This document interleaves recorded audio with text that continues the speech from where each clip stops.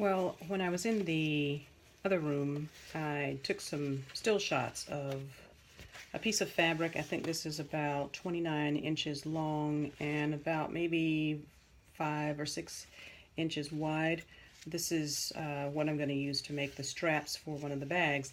Now, generally I will buy the material for the straps, ready-made. It's convenient and looks really good. But one of my favorite things to do is to also make my own straps. And I think it's because I like the way it looks when I'm sewing straight lines. Pretty simple like that. So I take the fabric, again about 29 inches long, 5 or 6 inches wide, fold it in half, and then press it, fold each corner again towards the center line, press it, and then you come up with this nice, neat piece like this. Again, I took some still shots, so somehow I may try to load those so that you can see the still shots. But this saves you a lot of money, and it also helps you to coordinate your straps with whatever it is that you're making, a purse or a tote. Totes, of course, are my absolute favorite thing to make. I always have a reason to carry a tote when I'm out birding or hiking. I have 2 totes that I made years ago. They are still in great condition. It makes me very happy because I actually made them, so they're very durable. And I made the straps that go with them. So anyway, this is what I'm doing today. I've got an order for 3 totes, and this happened to be a little bit of extra fabric that I had, and I had an idea for another design for it. So I took that extra fabric, cut out the dimensions for the tote itself, and now I'm making the straps. So anyway, I told you the dimensions. I'll try to put those in the video later. Now this is my favorite part. This is the part I really enjoy, and it's when I actually sew the straight lines.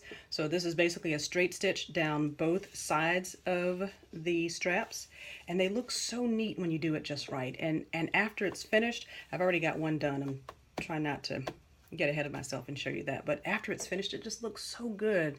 And then when you attach it to the bag, it just makes me feel good knowing that I put all of that together, and the care that I put into making it. And you'll have the same effect if you follow these simple directions. So anyway, I'm going to do a back tack to start. I don't really have to because these straps, the ends are going to be sewn into the bag. They're not, the straps won't be on the outside, so they won't show. But I just like to do a little back tack just in case. A back tack, for those who are not very familiar with it, is basically you're just doing some stitches, forward and backwards just to lock the stitches in place so they won't come out. Again, it's not necessary for what I'm doing with this tote because the straps are going to be sewn inside.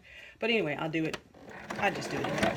So I give myself a couple of stitches forward, a few stitches back, and then I just, oh, by the way, this is a 1/4 inch seam, and I'm going to try to carefully move the camera so that you can see. Maybe you can see, I'm not sure if you can or not, but anyway, this is a 1/4 inch seam that I'm sewing. And it's going to be right along just right on the edge of the bag, not the very edge, but about a 1/4 inch from the edge. And so I, hold my straps on both sides, and I just let the fabric glide right through my fingers. And every now and then you might have to adjust to keep everything nice and neat.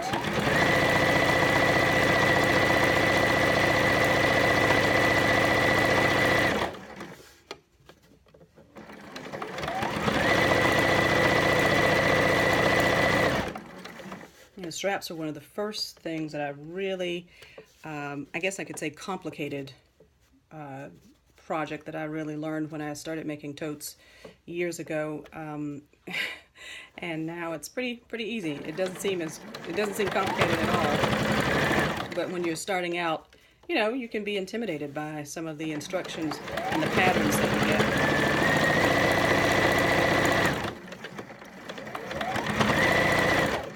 I'm going to back tack here. Don't really have to. I'm doing it anyway.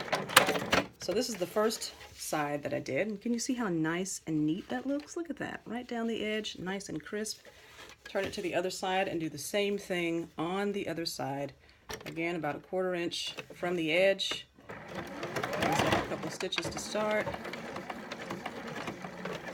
And then just let it rip. And I like the way the sewing machine sounds when I'm really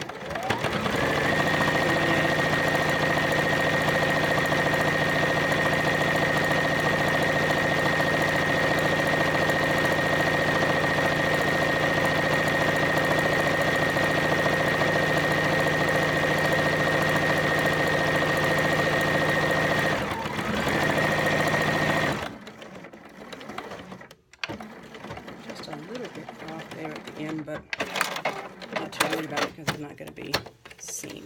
And anyway, you wind up with this gorgeous looking strap. I've got them both here. I'm going to move the camera around so that you can see. Got this gorgeous looking, these great looking straps here, all hand sewn with your own fabric.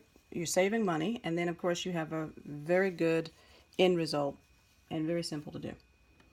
And that's it.